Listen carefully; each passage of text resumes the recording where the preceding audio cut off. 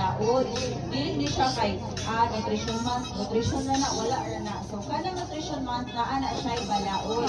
So sa ato ang Presidential Decree 491 or PT 491. So dito gibutang or giingon nga ang nutrition month is celebrate every sa kita mag-celebrate every July. Pero dili po pasabot ana nga abi kay ang nutrition or nutrition month celebrate every July.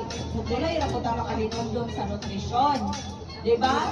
So ang nutrition naa na siya from January to December. So all year round na ang nutrition. Pero celebrate ni kapitan katong ang mga chairman ng health and other kanang kagawad ato ang BFF o BHWs kay kung wala sila no. Fat and sugar,